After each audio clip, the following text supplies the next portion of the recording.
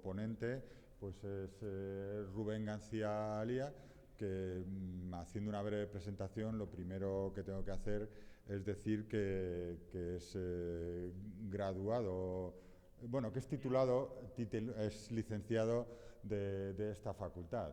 Eso a los estudiantes, copiando las palabras de otro de nuestros profesores, pues tengo que añadir que eso nos dice que el haber estudiado aquí no es un impedimento para poder llegar a hacer cosas en el extranjero, cosas importantes. Y bueno, un breve pincelada un poco, otra vez un poco, no tanto a todo lo que ha hecho nuestro ponente, sino más bien orientado a los alumnos, decir que un poco su trayectoria profesional, aparte de los premios y los proyectos y todo eso, que por supuesto los tiene, pues decir eso, que salió de aquí para ir a trabajar a la Agencia Europea del Espacio, la ESA, y luego se pasó a trabajar en el CERN y un doctorado en el CERN y la Universidad de Montpellier. Es decir, que una trayectoria plenamente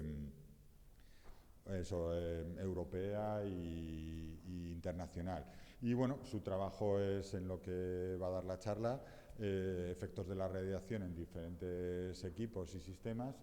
Y bueno, pues darle las gracias por venir aquí a contarnos qué es lo que hace y cómo se llega a hacer lo que hace. Muy bien, muchas gracias. Muchísimas gracias, Julio, y gracias a todos por venir a esta ponencia. Efectivamente, os voy a hablar de los efectos que tiene la radiación en las componentes y sistemas electrónicos, en este caso del LHC, pero que son aplicables también a otras muchas aplicaciones, como intentaremos ver. Si tuviese que resumir un poco lo que hago y lo que hace mi equipo en el CERN, lo haría a través de esta imagen en la que veis el acelerador, digamos, con un cierto radio de curvatura que prácticamente no se aprecia porque son 27 kilómetros digamos, de circunferencia, y veis que estos son los imanes, son los dipolos que hacen que el haz pueda girar, y lo que veis aquí son racks electrónicos, es decir, que tenemos que tener una serie de componentes y de sistemas críticos para la operación del acelerador y que están operando cerca del propio acelerador. Cuando no están cerca, como lo es en este caso, que es un ejemplo a lo mejor un poco extremo, pues lo hacen en, digamos, estructuras que están colindantes al propio acelerador, pero que como se construye bajo tierra es difícil, digamos, habilitar espacios que estén suficientemente alejados de la fuente de radiación como para que no tengan al menos algún nivel de impacto en su operación. Entonces, lo que os voy a intentar hacer es una introducción en la que, bueno, me detendré un poco en algunos de los conceptos y de las nociones que a lo mejor me gustaría que pudieseis retener. Luego hablaré del ambiente de radiación y de los efectos en electrónica, también para poder daros una visión un poco más global.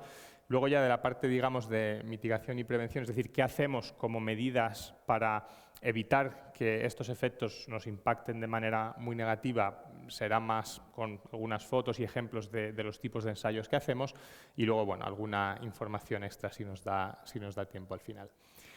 Entonces, como introducción, una de las primeras cosas que también quería mostraros, y esto lo hacemos a través de códigos Monte Carlo como Fluka, que se desarrollan también en el propio CERN, es decir, son códigos computacionales llamados Monte Carlo porque hacen uso de los generadores aleatorios, digamos, para poder hacer estudios probabilísticos de toda la trayectoria de una partícula cuando interactúa con la materia.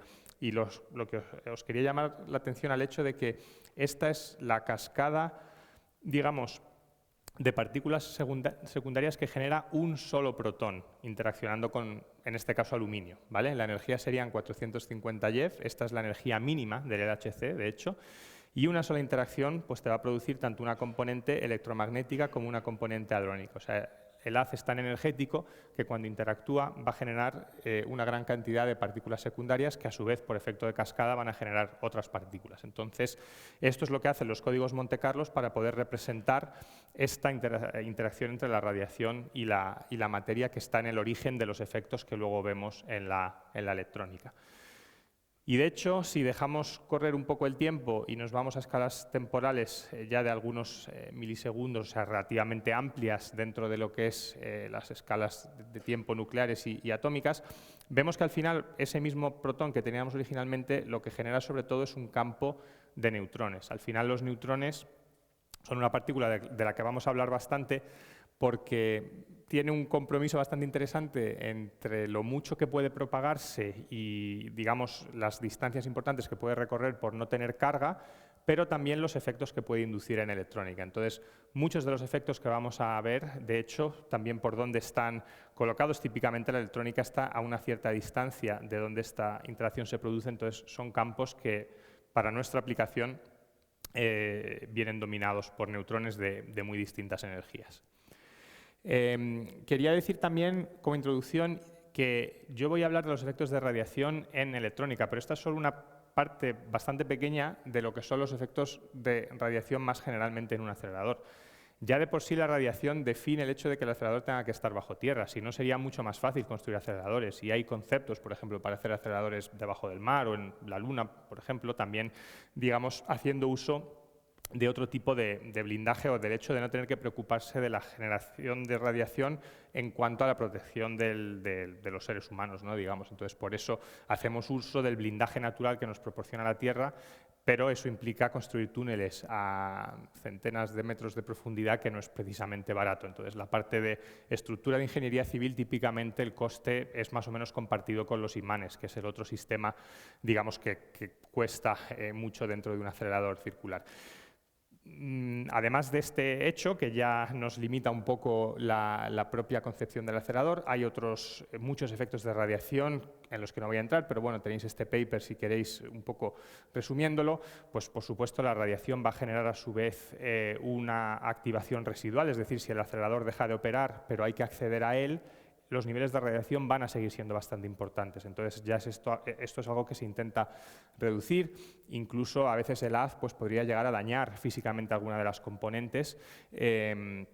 O, por ejemplo, los imanes son superconductores. Evidentemente, se necesita la superconductividad para llegar a los campos magnéticos necesarios para poder llegar a una energía de 7 TeV, pero un superconductor, si se le deposita una cierta energía, pierde su propiedad superconductora. Entonces, hay muchos motivos por los cuales intentamos reducir los niveles de radiación en un acelerador. La electrónica es solo uno de ellos, digamos. Importante, pero hay muchos otros.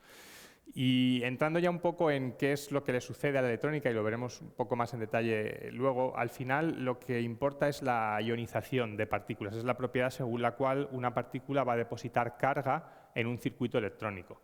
Y típicamente, a pesar de que haya muchas partículas en el ambiente de radiación, como hemos visto antes, es una única partícula la que interactúa en un espacio muy reducido y en un tiempo muy reducido con un nodo sensible del circuito. Por eso se suelen llamar single event effects. Son efectos que induce una única partícula. Típicamente esta partícula puede ser un ion pesado, que suelen ser partículas altamente ionizantes, pero en el acelerador tenemos más bien protones y neutrones, que ellos mismos son poco ionizantes en el caso de los protones, o no ionizan de manera directa en el caso de los neutrones, pero pueden generar reacciones nucleares que van a su vez a generar partículas secundarias que nos van localmente a depositar energía. Y lo que pasa a nivel de circuito, pues podemos tener 4 transistores, por ejemplo, formando una célula de una memoria SRAM. Son memorias volátiles, es decir, que pueden cambiar su estado si no tienen una potencia aplicada. Y como vemos aquí, si depositamos una cierta energía, típicamente vamos a hablar del LED. El LED es el Linear Energy Transfer, es la cantidad de energía depositada por unidad de longitud. Dependiendo del LED, podemos tener un evento que deposita una cierta carga, pero se logra restituir el estado inicial de ese circuito, de esa célula, digamos, de memoria, pero si estamos por encima de un cierto valor, vamos a cambiar ese estado. Es decir, de un 0 típicamente vamos a pasar a un 1 o viceversa en cuanto al estado lógico. Y esto se suele medir como una probabilidad. Es una sección eficaz porque tiene unidades de superficie en función del LED. Típicamente estas son las curvas que experimentalmente intentamos obtener para las distintas componentes. En cuanto a la interacción radiación-materia, algo que quizás muchos de vosotros conozcáis, pero es una propiedad interesante de las partículas cargadas, es que depositan la energía con este perfil muy característico. O sea, en función de la penetración dentro del material o en función de su energía, visto de otra manera, según van entrando en el material van perdiendo energía, pero depositan gran parte de su energía en la parte final de su trayectoria. Esto es importante, por ejemplo, para la terapia con protones en física médica. Por eso, para ciertos cánceres es más eficaz que utilizar radioterapia con fotones. Los fotones te van a depositar un perfil mucho más homogéneo y aquí los protones o los iones más pesados van a depositar su energía al final de la trayectoria. Y es típicamente este final de trayectoria el que nos va a inducir los efectos que vemos en la electrónica, porque son las partículas que tienen un LED, una transferencia de energía lineal mayor. Como os anuncié, vamos a hablar también bastante de neutrones. Los neutrones son un poco especiales, no tenemos curvas como las que veíamos antes. Un protón ioniza de manera continua. Toda la trayectoria del protón va a tener ionización por la interacción del protón con los átomos, digamos, de esa estructura. En el caso de los neutrones necesitamos una reacción nuclear con, por ejemplo, el silicio, que es el material del que típicamente están constituidos los chips microelectrónicos, y estos son, por ejemplo, medidas que hacemos en mi equipo en el CERN de cara a ver cuánta energía depositan neutrones en el silicio. Esto es un histograma de eventos, cada evento lo medimos como un transitorio en un detector de estado sólido y haciendo esa integral obtienes este espectro de energía depositada, es decir, no es un espectro de los neutrones originales, sino de la energía que depositan, y con herramientas Monte Carlo como las que os he introducido anteriormente podemos incluso determinar qué tipo de reacción está dando lugar a ese efecto y también estudiar un poco cómo depende eso del tipo de partícula y la energía. Entonces, pues típicamente los neutrones van a generar a través de reacciones NP o N-alfa, partículas como protones, alfas y también más pesadas, evidentemente en la otra parte de la reacción, que nos van a depositar suficiente energía. Es por esto por el que los neutrones son capaces también de inducir efectos en las componentes. Bueno, como cantidades, simplemente comentaros, es una charla bastante divulgativa y no voy a entrar mucho en aspectos más detallados, pero típicamente hablamos de un flujo o una afluencia, que es un flujo integrado en el tiempo, es decir, el número de partículas por unidad de superficie en forma diferencial, o sea, típicamente por unidad de energía. Y a su vez tendríamos la dosis, que no es otra cosa que la energía depositada por unidad de masa. Y estas dos están unidas por el famoso LED del que os hablaba antes. Es decir, de alguna manera, la afluencia tiene cuenta de cuántas partículas hay en un campo de radiación y el LED tiene cuenta de cuánto cada una de esas partículas ioniza. Y haciendo la multiplicación entre las dos, tendríamos la dosis, que es uno de los parámetros importantes también dentro de los efectos que se tiene no solo sobre la electrónica, pero más generalmente sobre materiales que pueden cambiar también sus propiedades debido a esta ionización. Lo que tenemos como ambiente de radiación lo solemos representar con esta forma. Esto es un espectro en energía. Y vemos que, bueno, un poco lo que comentábamos antes, los protones, los piones, o sea, esto es un espectro simulado dentro del acelerador de partículas y es un poco otra visión de lo mismo que veíamos en la primera transparencia cuando teníamos un protón que interactuaba y que generaba muchas partículas secundarias. Esta es la misma visión en un punto del espacio, pero en función de la energía. Entonces vemos eso, pues, por ejemplo, muchos protones y piones, pero que al ser cargados no aparecen debajo de una cierta energía o debajo de una cierta energía son absorbidos por el material. Sin embargo, los neutrones, al no tener carga, pues se extienden hasta energías muy bajas. Y como veremos después, a veces los neutrones de baja energía pueden ser los más problemáticos para la electrónica y típicamente la función de respuesta más o menos universal que asumimos es esta, es decir, que tenemos un poco esta forma de la sensibilidad de la electrónica en función de la partícula y la energía. Esto es lo que nos permite simplificar.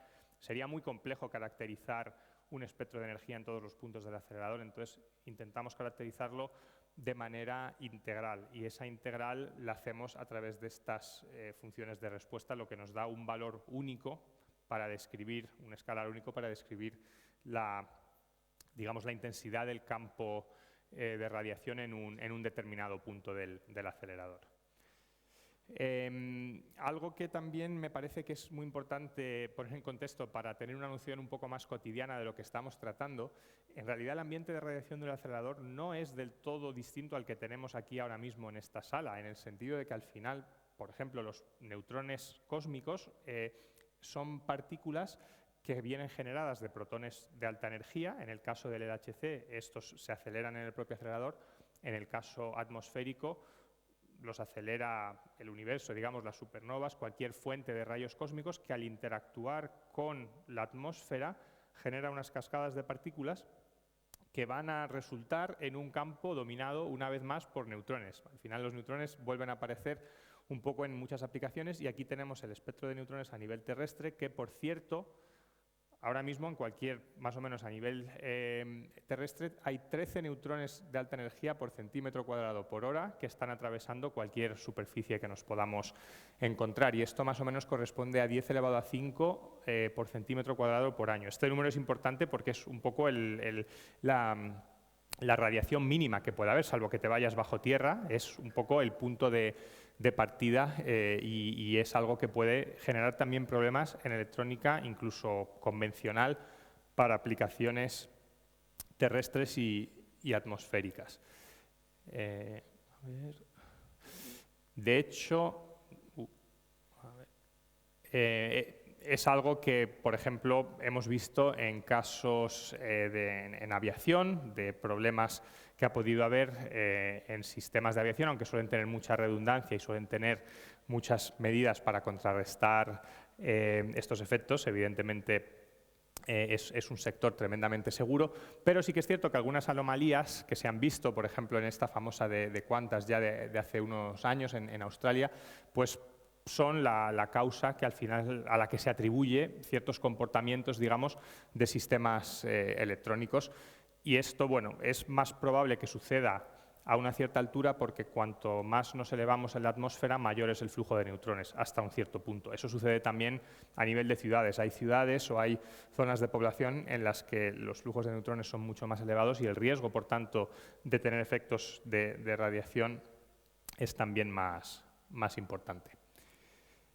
Otro ejemplo que también tenéis, por cierto, en este vídeo de YouTube que recomiendo porque es un vídeo bastante divulgativo de todo el tema de efectos de radiación, fue una candidata en unas elecciones locales belgas que de repente recibió 4.096 votos de manera un poco espontánea y también fue un bit que había cambiado. Esto pues es una potencia de 2 y al final pues un efecto más cotidiano, digamos, de un neutrón perdido interactuando con la parte equivocada del circuito en el momento equivocado y que da lugar a un efecto que se puede medir. Y de hecho esto es algo que las empresas que generan, digamos, tecnología computacional como IBM o Intel tienen que tener mucho cuidado con ello porque puede ser un problema de fiabilidad bastante importante. O sea, es uno de los requisitos de diseño es que pueda haber una cierta tolerancia incluso en los ordenadores que utilizamos hoy en día. Se cree que más o menos el 10-15% de las veces que se nos cuelga el ordenador y vemos la pantalla famosa azul son por efectos de rayos cósmicos, por ejemplo.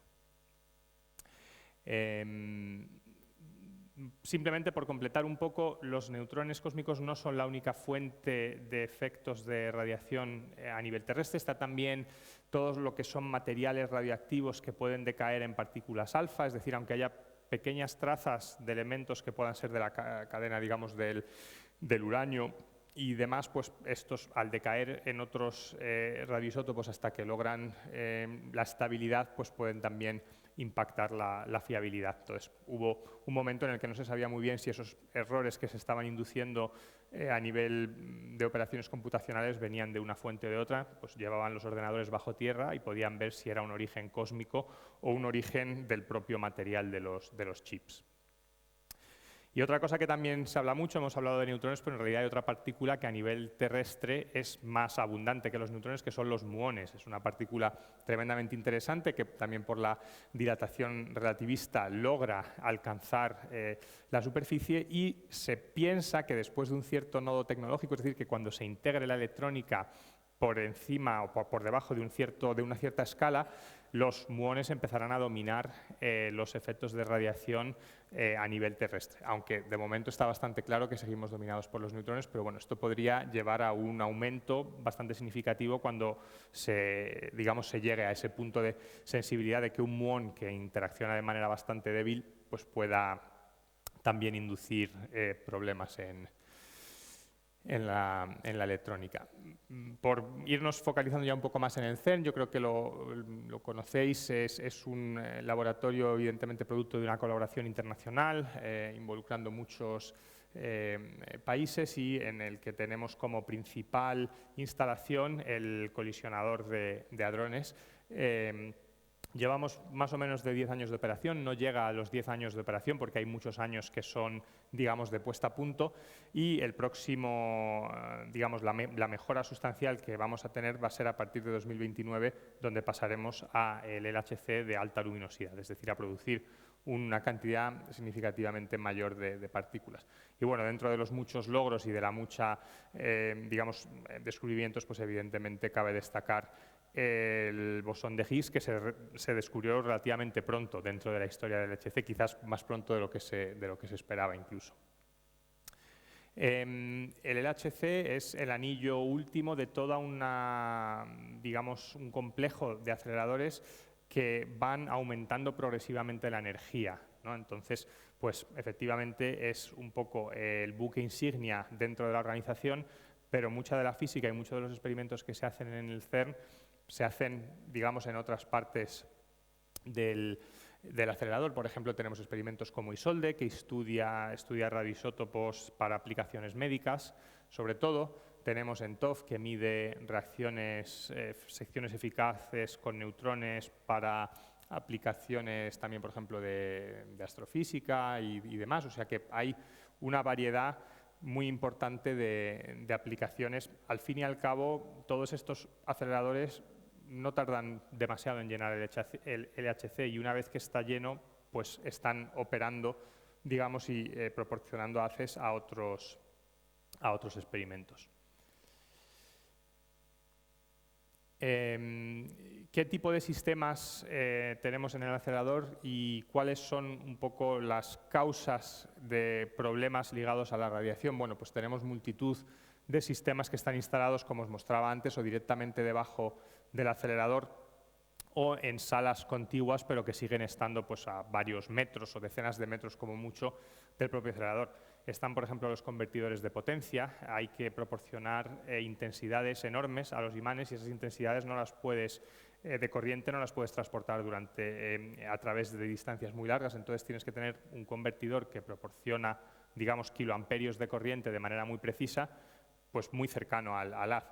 Tienes el sistema de protección de los imanes, es lo que nos asegura que un imán superconductor, a pesar de perder sus propiedades superconductoras, no quedaría totalmente inoperativo, porque esto supondría un parón muy importante del acelerador.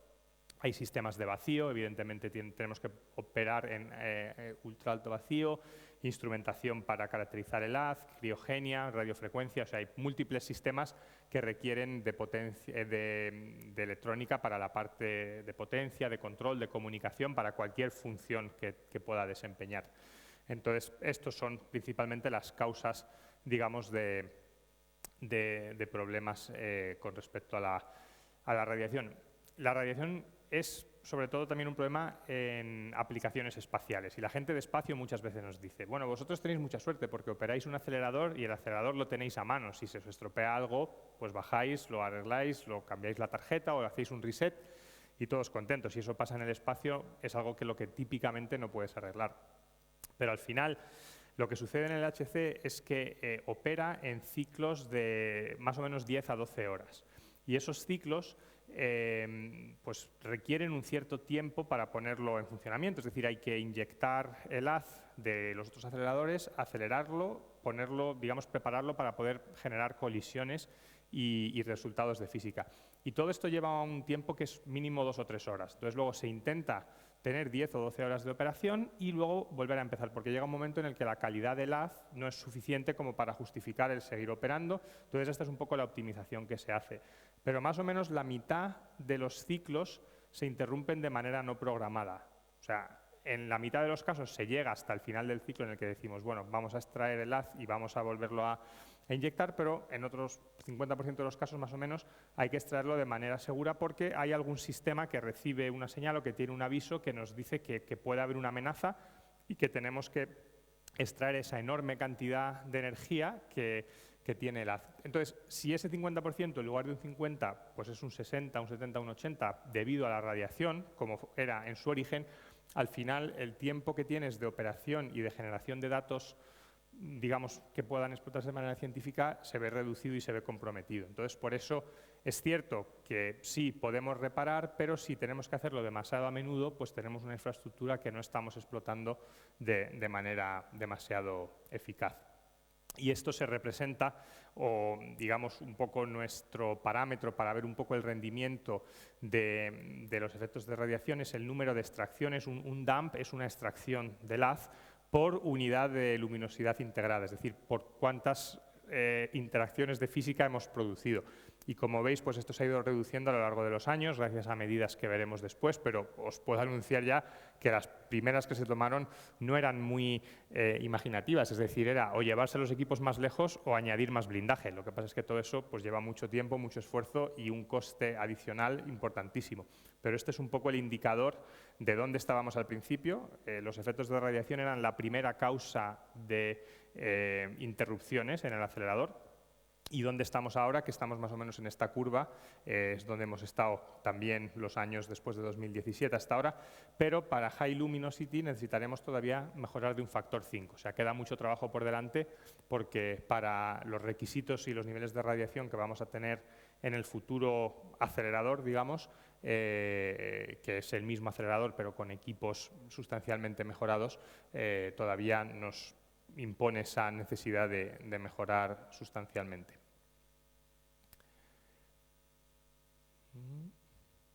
A ver.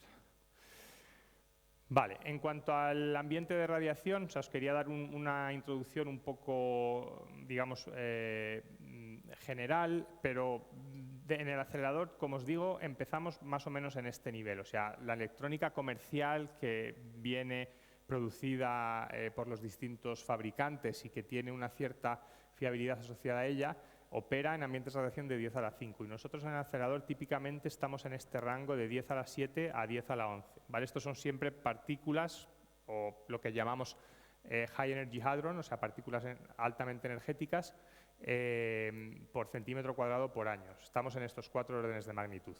Por debajo de 10 a la 7 no nos tenemos que preocupar y por encima de 10 a la 11 pues prácticamente necesitamos electrónica que está construida y concebida de una manera especial para ser tolerante a la radiación. Entonces, dependiendo de en qué rango estemos, pues dominan unos efectos o otros.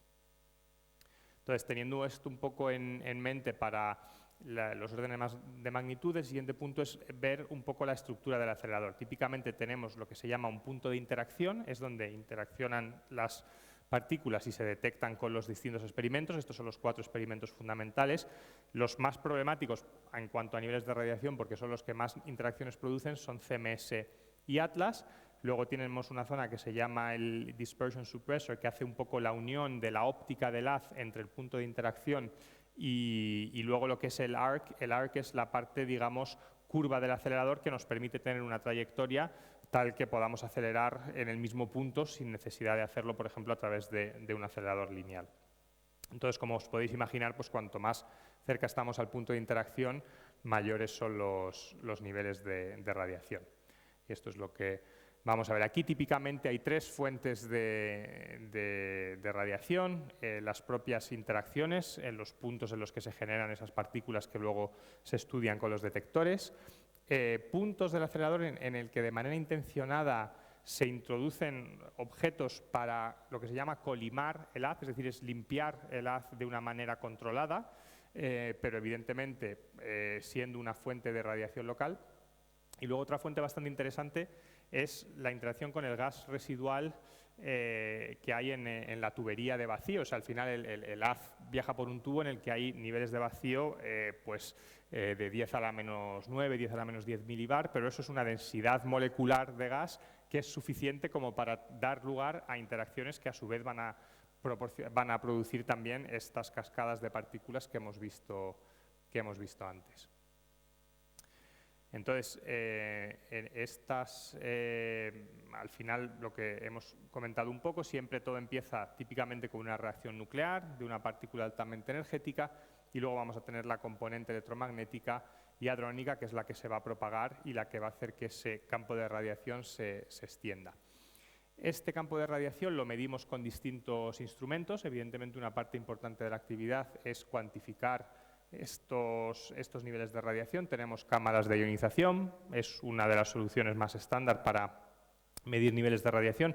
Tenemos también monitores de efectos sobre electrónica, es decir, ponemos nosotros mismos circuitos electrónicos de una sensibilidad conocida para, a través de ellos, cuantificar esos niveles de radiación a través de sus efectos, y los códigos Monte Carlo de los cuales os hablaba antes también, sobre todo para futuros aceleradores para los cuales no es posible tomar medidas experimentales, evidentemente.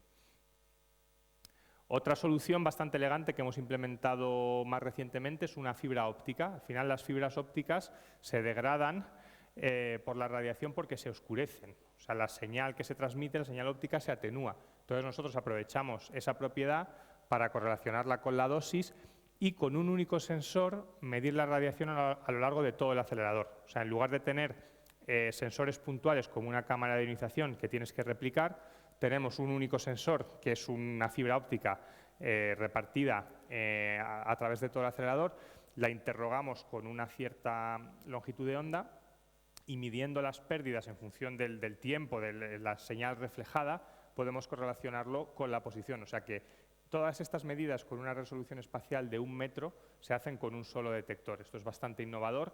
No tiene una resolución temporal muy buena, o sea, no nos permite medir pérdidas rápidas, pero sí que tiene una resolución espacial que no nos proporciona ninguno de los otros sistemas. Entonces, bueno, volviendo un poco a la geometría, esto sería uno de los puntos de interacción. Este es el punto 1, el experimento Atlas. Como veis, este es el túnel y hay toda una serie de galerías auxiliares, por así decirlo, o de salas que están concebidas para tener la electrónica en una zona, digamos, algo menos expuesta que el propio túnel. Lo que sucede, y esto quizás fue uno de los puntos que no se tuvo en cuenta del todo en la, digamos, en la concepción del acelerador. Bueno, esto es para empezar en el punto de interacción. O sea, evidentemente cerca de donde los protones están colisionando, los niveles de radiación son enormes. O sea, esto está en la gama más alta de lo que hemos visto en la tabla anterior. Serían 10 megagray o 10 a la 16. O sea, yo os estaba hablando de flujos de 10 a la 5 a nivel terrestre. Electrónica puede operar entre 10 a la 7 y 10 a la 11 al año, y esto sería integrado en 10 años, pero bueno, aunque dividamos entre 10, pues vemos que son órdenes de 10 a la 15. O sea, aquí no puede operar electrónica comercial y hay que hacer diseños que ya de por sí son lo que se llama rad-hard, o sea, diseñar una componente electrónica con el requisito fundamental de que sea tolerante a la radiación. Luego en el túnel, bueno, los niveles de radiación cerca del punto de interacción evolucionan mucho, siguen un poco la estructura del haz y de la óptica. Esto es una simulación. Como veis, con respecto a la tabla que presentaba antes, siguen siendo niveles muy elevados, es decir, aquí no suele operar electrónica, y lo que sí que entonces en estos casos se intenta hacer es tener estas zonas contiguas. Esto es una vista desde arriba, en la que el túnel tiene unos ciertos niveles de radiación y a partir de blindajes, pues típicamente de hormigón o de, bueno, combinando distintos materiales, a veces se utiliza también el hierro o el acero inoxidable, pues se logra reducir los niveles de radiación sustancialmente, pero con todo y con ello lo que queda después del blindaje son niveles que impactan a la radiación. Entonces, esto fue uno de los errores de diseño, en cierto sentido, es que se pensó originalmente que todo lo que estuviese colocado aquí no iba a estar afectado por la radiación y no se testeó, al menos no de manera muy exhaustiva, y evidentemente cuando empezó a operar el acelerador pues se vieron problemas y toda la electrónica que hubo aquí hubo o que reforzar los blindajes o que llevarla más lejos, y esto supuso un coste adicional importantísimo y también un retraso en el programa de física. Bueno, esto es ya yendo a otras zonas del acelerador en los que volvemos a ver estos perfiles, digamos, que cambian de varios órdenes de magnitud, pero los valores empiezan a ser ya un poco más bajos y en esta zona algo más alejada del punto de interacción, pues se puede empezar a tener electrónica. Lo que veis aquí marcado con distintos colores son distintos, digamos, cajas con microelectrónica dentro que pueden operar si están diseñadas, no a nivel de componente, pero a nivel de sistema para poder soportar digamos, esos niveles. Incluso también en esta zona del acelerador y de manera parecida. Parece que esto se va quedando sin pilas, voy a intentar hacer por aquí. Bueno, esto es lo mismo que veíamos antes, pero a nivel más de fluencias, es decir, en lugar de la dosis depositada, el número de partículas, pero siguiendo un perfil bastante similar. Y aquí tenemos otro ejemplo de una zona que se llama una zona blindada, pero bueno, es blindada hasta cierto punto. Estos son 40 centímetros de hierro típicamente y con una apertura que tiene que estar ahí por diseño, es decir, no puede estar totalmente cerrado. Entonces, pues como veis claramente, aquí tenemos uno de los colimadores de los que os hablaba antes, que actúa de fuente de radiación, y lo mismo, estas salas están repletas de electrónica. Entonces, estos niveles que vemos aquí, pues si os imagináis los 10 a la 5 que tenemos a nivel digamos terrestre, pues son varios órdenes de magnitud encima de lo que típicamente la electrónica se diseñaría. Terminamos aquí la parte de ambientes de radiación y no nos da tiempo de entrar en el ambiente espacial, pero bueno, es también un ambiente tremendamente interesante. En este caso son más los rayos cósmicos y los eventos o las partículas solares las que van a producir efectos, y tienen también la particularidad de en ciertos planetas, no en todos, pero en la Tierra en particular sí, en Júpiter también, de tener un campo magnético que de alguna manera confina esas partículas y hace que los niveles de radiación en estos cinturones sean muchísimo más elevados, por ejemplo, que en el espacio abierto. O sea, de alguna manera son campos que atrapan la radiación. Vale, pues vamos a ver algunos de los efectos, iremos bastante rápido sobre ellos, pero un poco también como sucede con los efectos biológicos de la radiación, hay efectos deterministas y efectos estocásticos. Los efectos deterministas son el resultado de muchas partículas, digamos, acumulándose a lo largo del tiempo, ¿no? Entonces, típicamente la dosis ionizante, es decir, la ionización de partículas en óxidos y en aislantes es una de ellas, y otra es el daño por desplazamiento. Esto es más la estructura sólida, digamos, de un detector de silicio, por ejemplo, que se va a ver comprometida y que va a haber defectos, parejas de Frenkel, que se van a introducir por esa interacción con la radiación. Típicamente estos daños, como os digo, se acumulan a lo largo del tiempo y son deterministas. Entonces, por supuesto, son una de las fuentes principales, digamos, de efectos de radiación.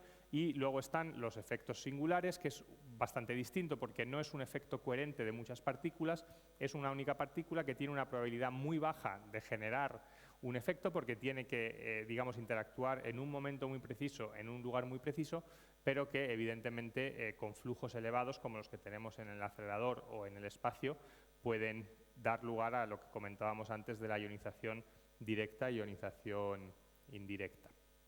Esta es un poco la categorización de los efectos, como decíamos antes, y si estáis acostumbrados a lo mejor también a la ingeniería de un poco de fiabilidad, pues tenemos la parte, digamos, de sistemas que van a fallar al principio por errores de diseño, todos esos se eliminan en un principio, y luego tenemos la fase de errores constantes, y estos serían los errores estocásticos. Estos son constantes en el tiempo hasta cierta medida, y luego llegamos evidentemente a un aumento debido a los efectos acumulados. Entonces esto, digamos, pues también lo vemos nosotros en nuestros sistemas del acelerador, este comportamiento y digamos, cuando ves que empiezan a fallar de manera más asidua, pues empiezas a temer que ya estás en esta parte de la curva de fiabilidad.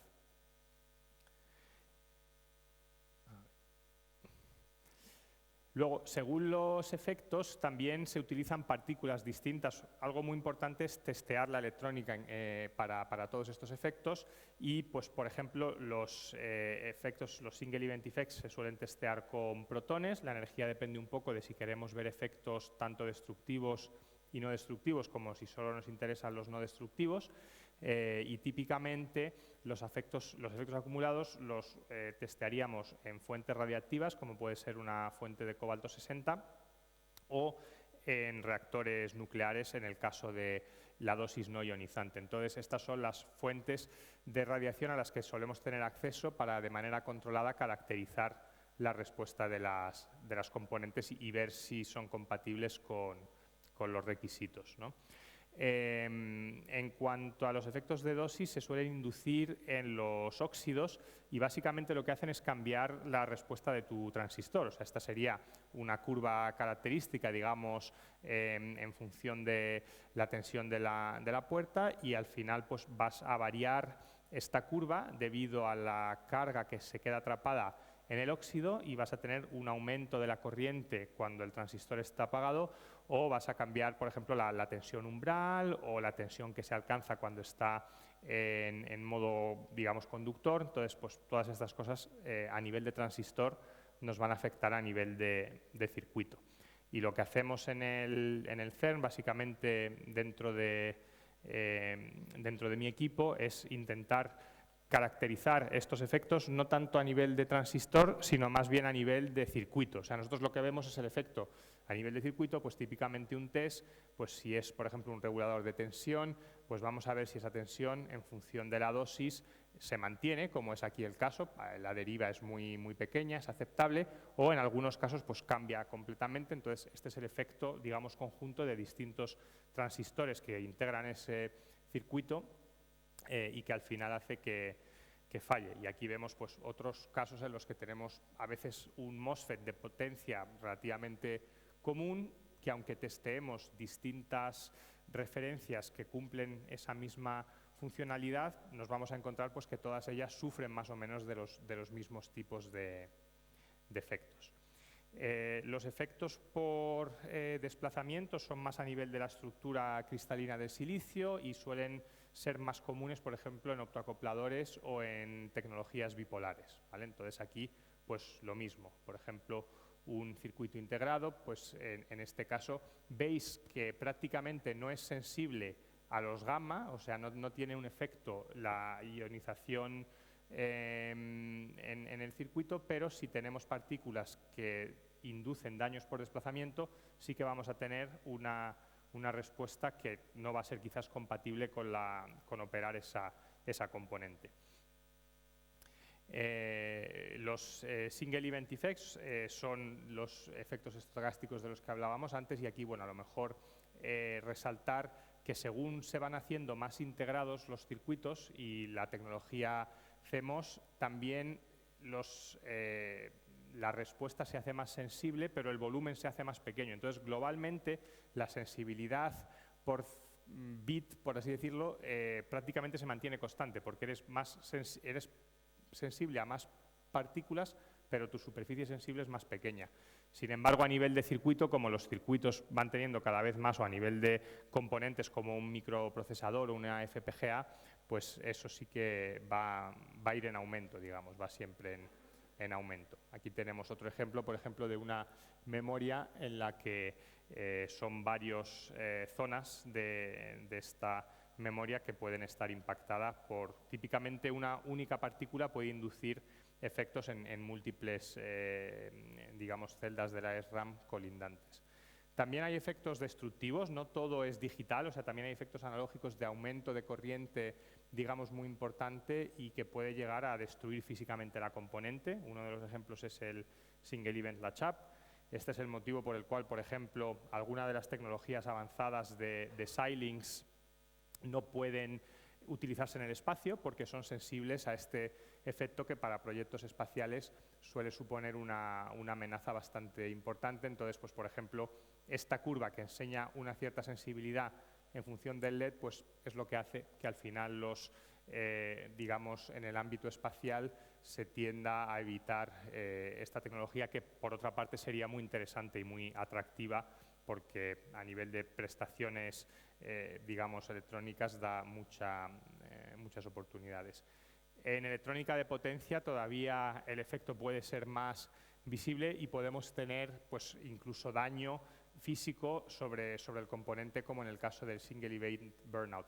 En este caso no es la partícula la que induce esta cantidad de energía y que destruye, digamos, térmicamente la componente, pero desencadena un efecto de avalancha que va a inducir una corriente muchos órdenes de magnitud por encima de la corriente original de esa partícula y, bueno, a veces los efectos son visibles. Típicamente no lo son, pero en algunos casos son visibles incluso de esta manera. Y bueno, aquí simplemente que estos efectos suelen depender mucho de la tensión y del famoso LED del que os hablaba antes. Uno de los puntos más delicados de todo este asunto, y es un punto que puede parecer relativamente sencillo, es que nosotros tenemos la tendencia de caracterizar componentes para sistemas que diseñamos de manera directa. Uno de los grandes riesgos es utilizar módulos o cajas negras dentro de radiación, pero hay veces que no quieres diseñar cualquier elemento de tu sistema. Por ejemplo, una fuente de alimentación, pues si puedes coger algo comercial.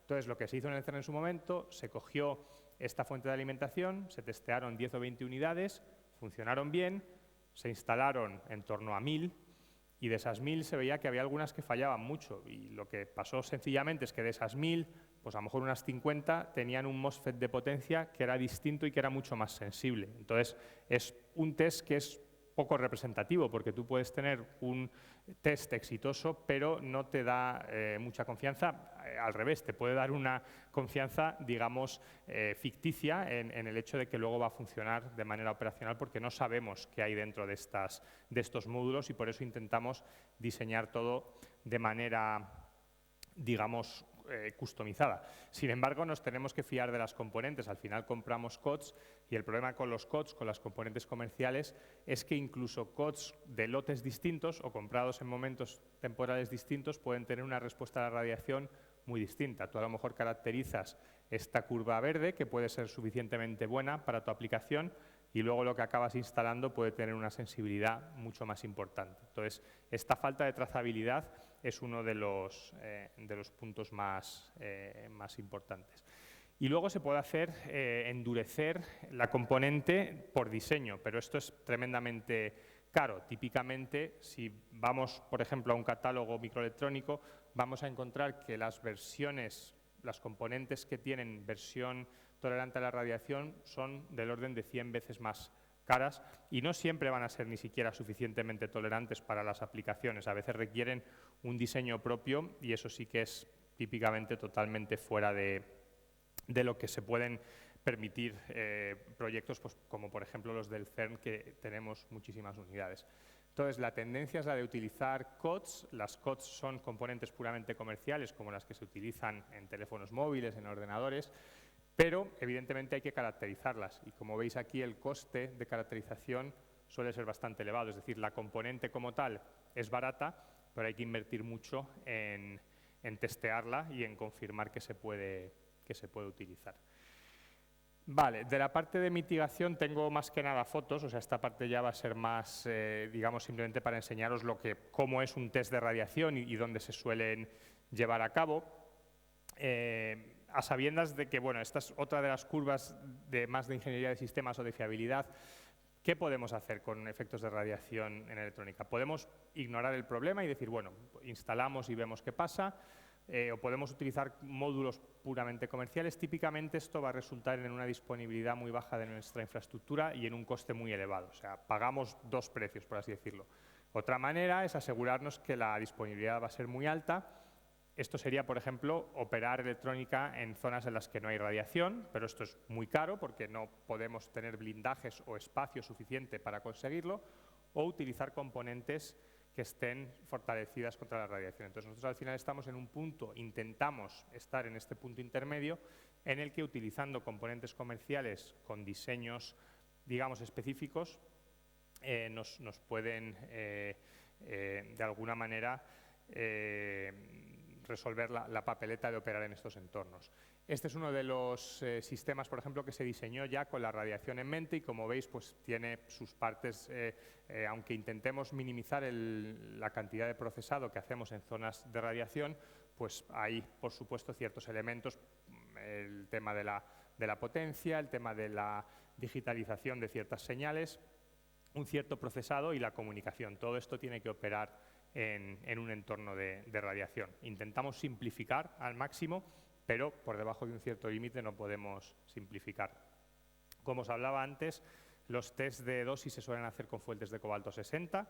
Esto es algo relativamente estándar, se necesita un blindaje importante en torno a ello, pero hay muchos laboratorios que tienen este tipo de fuentes. Y sin embargo, para los test de single event effects típicamente se necesitan aceleradores, es decir, necesitamos ir a infraestructuras que son mucho más específicas y menos disponibles. Aquí son algunos de los criterios principales para testear single event effects. Estas son las curvas típicamente como las que veíamos antes, que muestran la sensibilidad en función de la cantidad de energía depositada. Y, por ejemplo, os comentaba que son bastante poco comunes y, de hecho, la Agencia Espacial Europea tiene 3 aceleradores en los que suele hacer sus test. Suelen ser ciclotrones y, por ejemplo, hay una en Suiza, en el Paul Scherrer Institute, otra en Bélgica y otra en Finlandia. O sea, son de relativo difícil acceso. No es fácil encontrar tiempo de haz para electrónica, por eso, por ejemplo, uno de los proyectos que llevamos en el CERN está intentando unir distintas instalaciones para poder proporcionar una cantidad de horas de irradiación y un servicio más o menos coherente a través de distintos aceleradores y reactores en Europa. Típicamente el montaje experimental es una cosa de este tipo, son ciclotrones que proporcionan iones pesados y son test que se realizan en vacío, porque la energía de las partículas y el rango de las partículas no es muy elevado, por lo tanto requiere de una cámara de vacío y esto hace que el montaje sea un poco más complejo. Y como veis aquí, estos son los iones que se utilizan típicamente, pues son iones pesados con una cierta energía y tienen un rango, una penetración en torno a las 100 micras, no tienen mucha profundidad en la electrónica y esto implica que tengamos que preparar las muestras para exponer la parte activa de manera directa. Si estuviesen encapsuladas no las podríamos testear. Y aquí veis, por ejemplo, distintas instalaciones en Estados Unidos que según la energía, pues evidentemente a mayor energía, mayor rango. Típicamente todo depende del LED, pero hay ciertos efectos, como veis en el rango de bajo LED, que no son proporcionales solo al LED, o sea que intentamos simplificar todo en función de este parámetro, pero hay ciertas discrepancias que evidentemente también intentamos estudiar y comprender. Y aquí es un poco lo que se está intentando buscar ahora y lo que estamos intentando también proporcionar en el CERN, es que los equipos que testean electrónica nos piden tener un LED elevado, es decir, quieren tener partículas muy ionizantes, pero que tengan una capacidad de penetración muy elevada, de tal manera que no se tenga que testear en vacío y que puedan testear estructuras, por ejemplo, tridimensionales, porque hay componentes que ya no son planas, que tienen una estructura. Entonces, claro, pues muchas veces esto es un impedimento de la propia física de radiación materia, porque muchas veces cuanto más alto es el LED, más bajo es el rango. Entonces nosotros estamos intentando proporcionar haces en el CERN que puedan tener un buen compromiso entre esos dos parámetros. Con protones se testea de manera un poquito diferente, son más penetrantes, entonces es posible hacerlo fuera de la cámara de vacío. Y bueno, la sección eficaz suele ser bastante plana con la energía. En el caso de los protones se representa en función de la energía, aunque bueno, por supuesto hay excepciones y intentamos también ver en componentes más integradas, en lugar de ser una curva constante que decae a una cierta energía, vemos el pico de ionización directa. Esto muestra que los protones no necesitan digamos, generar reacciones nucleares, pero que ellos mismos, con su poder de ionización, para componentes muy integradas, pueden también empezar a contribuir y a tener una sección eficaz mucho mayor.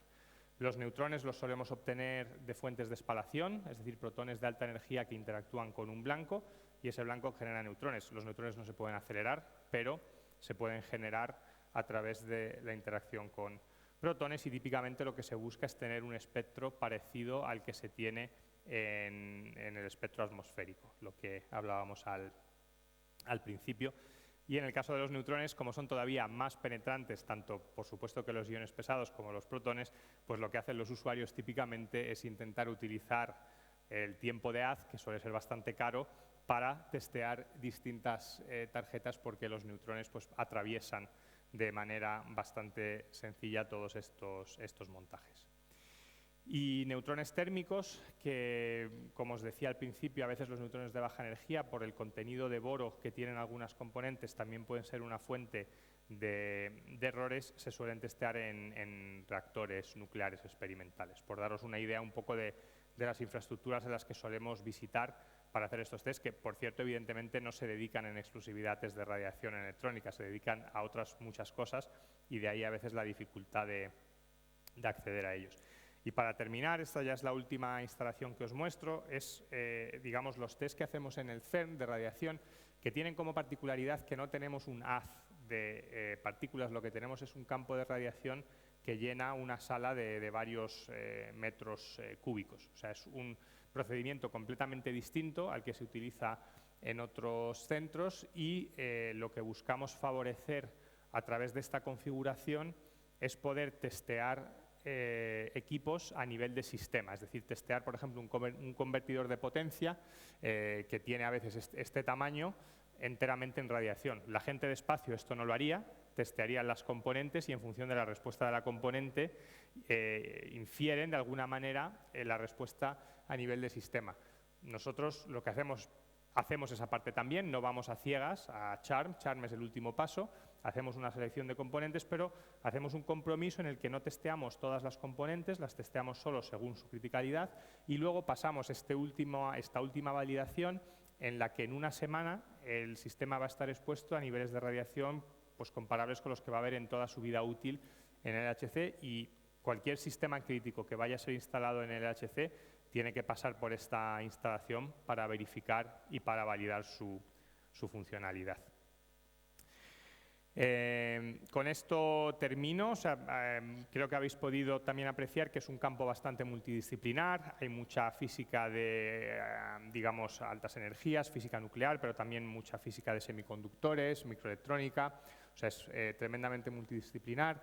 Evoluciona bastante rápido, no nos aburrimos porque cada, digamos, tecnología nueva de electrónica nos trae también efectos nuevos que hay que caracterizar, y ahora, por ejemplo, está todo el concepto del New Space, de la mayor accesibilidad al espacio y de la mayor utilización de componentes no específicamente diseñadas para el espacio, y esto está trayendo mucha atención hacia este campo. También aplicaciones de alta fiabilidad a nivel terrestre, como puedan ser pues, por ejemplo, la conducción autónoma y demás, que necesita, por supuesto, niveles de fiabilidad tremendamente elevados. Hay mucha parte de modelización, podemos intentar tener modelos de cómo interactúa la radiación con la electrónica, pero al final tenemos que testear prácticamente todo. O sea, es también bastante empírico y bastante experimental, y por esto acceder a aceleradores en grandes infraestructuras es esencial, y hay muy pocos y verdaderamente supone un problema. O sea, tanto en Estados Unidos como en Europa la cantidad de ciclotrones que ofrecen tiempo de haz para electrónica es más o menos constante, y la demanda está creciendo de manera muy importante. Pero lo que nos gusta decir también en el CERN es que es posible construir sistemas que sean tolerantes a la radiación basados en componentes comerciales. No es sencillo, pero es posible. Es un poco lo que hemos demostrado. Volviendo al comentario de Julio inicialmente, esta es una foto relativamente reciente con el ministro y con muchos de los españoles en el CERN, y bueno, pues decir que simplemente somos más de 1000 españoles trabajando en el CERN, y que, bueno, por supuesto también yo creo que es un reflejo del muy alto nivel de educación y de enseñanza que tenemos, y creo que son, por supuesto, profesionales y perfiles que son altamente, digamos, reconocidos y apreciados dentro de no solo el CERN, sino de muchas otras organizaciones internacionales. Veis aquí que la mayoría parece que son ingenieros computacionales. Esto me sorprendió un poco porque es verdad que la proporción es bastante elevada con respecto a otras materias, pero bueno, también los físicos aplicados somos un porcentaje importante. Y luego, bueno, pues también decir que la contribución no solo es en base a personal, sino que hay muchos centros en España, por supuesto muchas universidades que colaboran con los experimentos, pero también en la parte del acelerador en la que yo estoy más centrado, pues por ejemplo el CIEMAT aquí al lado está construyendo, diseñando y fabricando algunos de los imanes correctores que van a ser, digamos, la parte esencial del sistema de focalización de la haz para este nuevo, digamos, y más de mayor rendimiento acelerador que tendremos a partir de 2029. Entonces, pues son contribuciones también muy importantes. Y con esto termino mi charla. Os agradezco por vuestra atención y, por supuesto, si tenéis cualquier pregunta, estoy a vuestra disposición. Muchas gracias.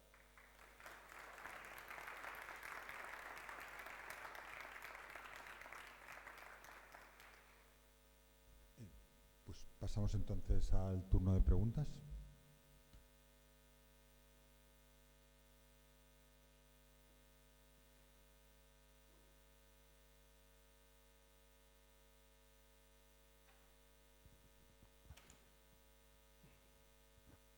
Hola, gracias Rubén. Yo te quería preguntar sobre las soluciones a nivel de diseño de circuitos. ¿En qué se basan? ¿En redundancia? ¿En cambiar los materiales? ¿Ponerle algún tipo de protección, coraza? ¿En qué soluciones tenéis? Sí, a nivel de circuito la redundancia se aplica mucho, sobre todo a nivel digital.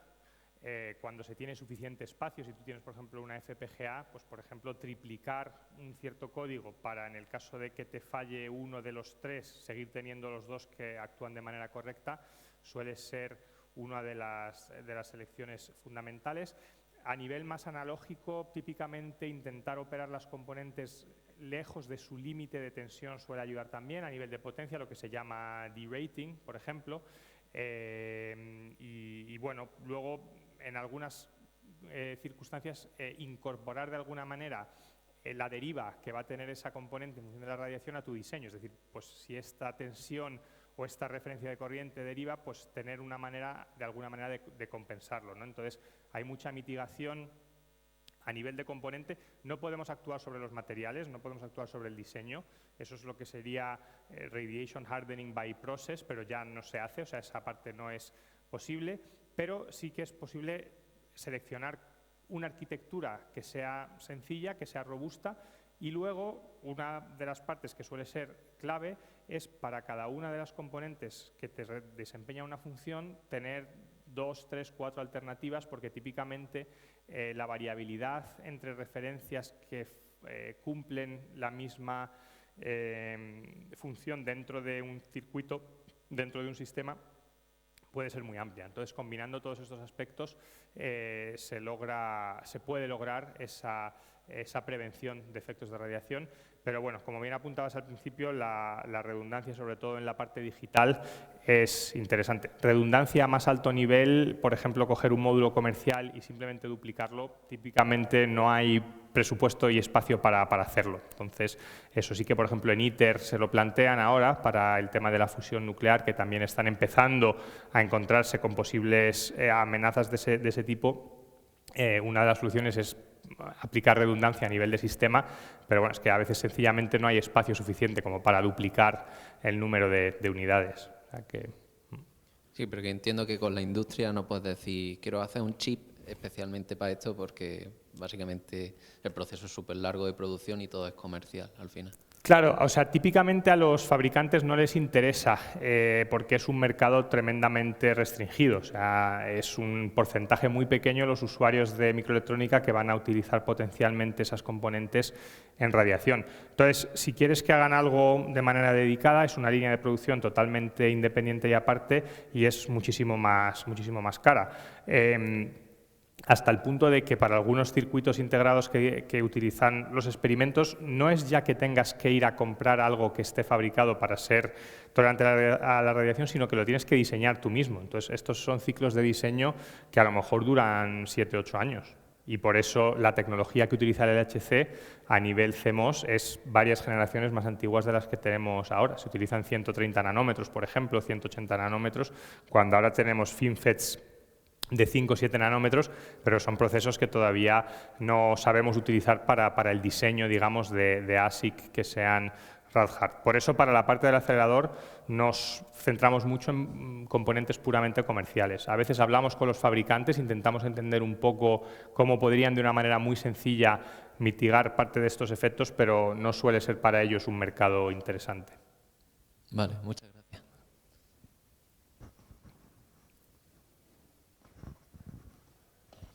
Sí, tengo una pregunta. Algunas veces he leído que existe un riesgo potencial de que una llamarada solar se destroce toda la electrónica de la Tierra. ¿Eso es exagerado o es un riesgo verosímil? ¿Tienes alguna opinión al respecto?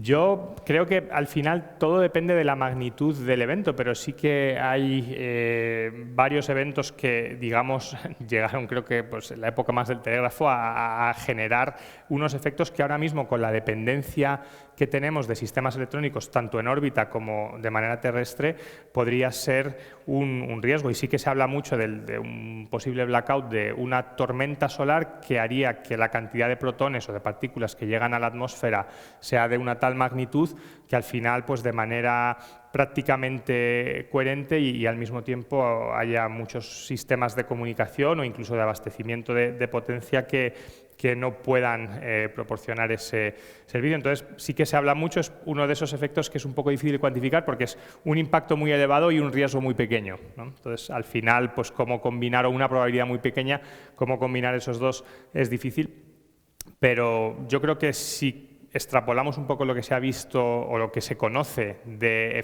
eventos solares a la actualidad, sí que sería algo que podría tener implicaciones bastante negativas porque, claro, cada día somos más dependientes de la microelectrónica y ese aumento de partículas se ve también a nivel, no solo a nivel de satélites, pero también a nivel de superficie terrestre. O sea que yo creo que, desde luego, no es del todo exagerado, por así decirlo.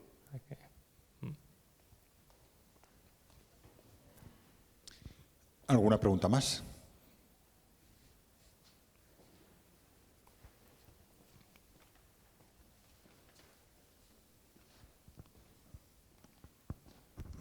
Te quería realizar dos preguntas. La primera,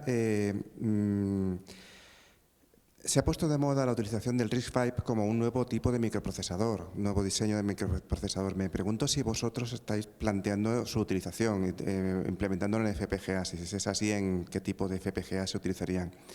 Y una segunda pregunta tiene que ver si os habéis planteado la utilización en el CERN de dispositivos que se fabriquen en tecnología FinFET, en lugar de tecnología planar, y si os planteáis también la utilización de otros materiales distintos del silicio.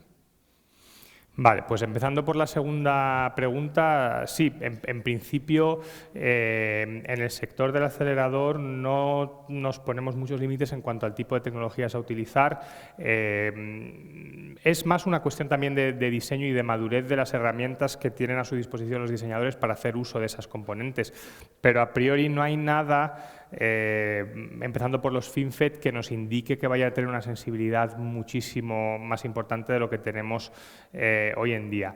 Materiales distintos al silicio, ahí sí que es un tema algo más complicado. Tendrían muy buena acogida en muchos de los sistemas de potencia de los aceleradores, digamos, carburo de silicio, el nitruro de galio, pero ahí sí que es cierto que hay un número de efectos que estamos viendo de radiación que no somos capaces de explicar y que son efectos que no son necesariamente, digamos, son una combinación de efectos estocásticos y acumulados, y yo creo que ahí sí que intentamos de alguna manera restringir el uso de momento de esos materiales hasta que se tenga una visión un poco más. También son materiales jóvenes todavía, en cierto sentido. Cada generación nueva de componentes nos cambia un poco la película, pero a nivel eléctrico sí que serían muy interesantes de utilizar.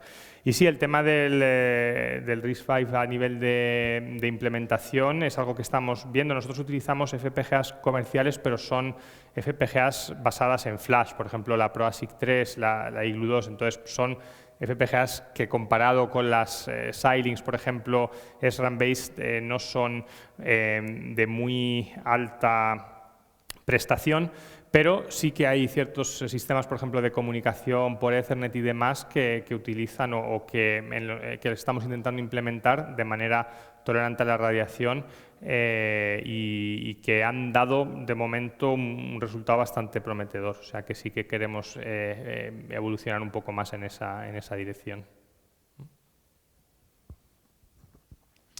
¿Alguna otra pregunta? Pues aprovecho para hacer yo una pequeña pregunta. Has citado el ITER y hace unos meses, precisamente en esta misma aula, tuvimos a alguien que representaba un sistema de creación de neutrones, no sé, una fuente de neutrones prevista para Granada, Sí. que hablaba, claro, de unos flujos y de unas disponibilidades brutales de horas de funcionamiento al año y todo este tipo de cosas. Y simplemente si conocías algún tipo de detalle, si este tipo de sistema, que esperemos que se ponga en marcha, pues lleva asociado un departamento propio de este tipo de pruebas, que evidentemente, claro, ellos no es lo mismo lo que van a hacer sobre sus muestras que sobre los equipos electrónicos, ¿no? Pero si conocías si van a hacer algún tipo de laboratorio propio de pruebas de radiación para equipos electrónicos, más que nada porque he visto que aquí, claro, has citado al sector espacial, pero entendemos que probablemente en su mayor parte fuera de España.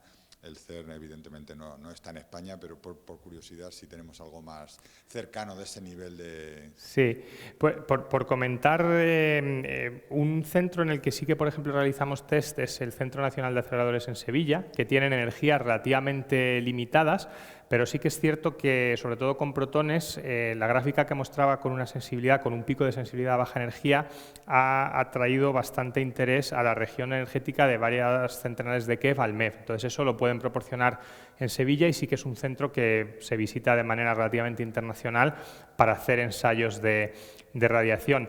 En el ámbito nacional yo creo que lo que es bastante prometedor es el hecho de que España se va a abastecer de centros de terapia con protones de manera bastante importante, o sea, va a convertirse, y yo creo que ha firmado uno de los contratos más importantes de la historia, digamos, de la terapia con protones con IBA, que es un fabricante de ciclotrones en Bélgica. Entonces, eso abre muchas opciones porque son protones que principalmente se utilizan para irradiar pacientes, pero, por ejemplo, mi equipo estuvo el verano pasado en un centro de terapia de protones aquí en Madrid, también haciendo un poco una validación de esos medios. No por el hecho de que estuviese en España, sino por ampliar un poco el rango de opciones, porque no hay muchas, verdaderamente hay pocos aceleradores que lo puedan proporcionar.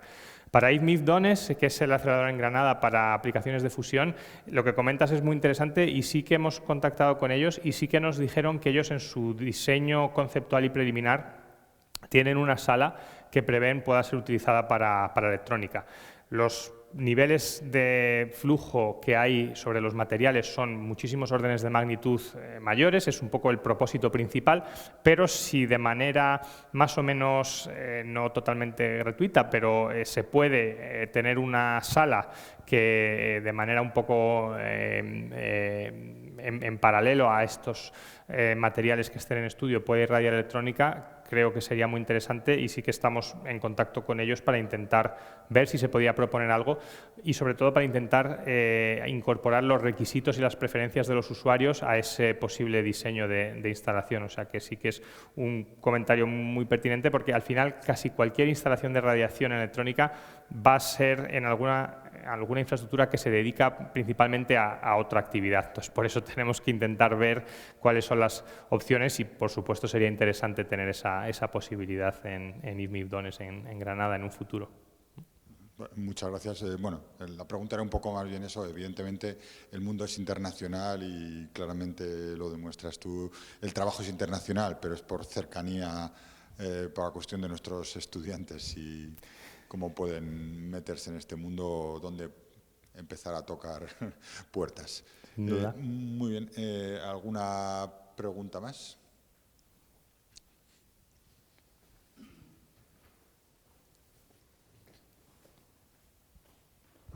Gracias. Rubén, ¿la electrónica óptica sería menos sensible a la radiación? ¿Estamos muy lejos todavía ¿O estamos en las mismas porque se basaría en silicio también? La electrónica óptica o digamos la fotónica en silicio a priori podría ser menos sensible, eso es cierto, pero sí que se está empezando ya a hablar de single event effects ópticos, es decir, de efectos, digamos, más en la cadena fotónica, digamos, de una componente que puedan también impactar al final el rendimiento global del circuito. Entonces, es cierto que es algo que está lejano, como pueda ser también, por ejemplo, la computación cuántica y el efecto que pueda tener la radiación sobre qubits, que no son ceros y unos, sino que es algo que está en medio y que se va a ver todavía más afectado, pero bueno, es algo que, por ejemplo, el CERN, todo el tema de la fotónica integrada para los experimentos se está estudiando en detalle y al menos a priori podría ser algo menos sensible, o sea que eso podría ser una solución para poder producir sistemas que tengan de manera intrínseca, de alguna manera, una tolerancia mayor al silicio y a la electrónica más clásica.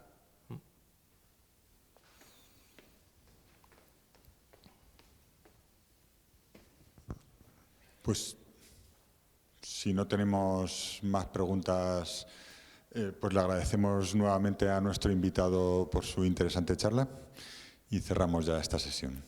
Muchas gracias.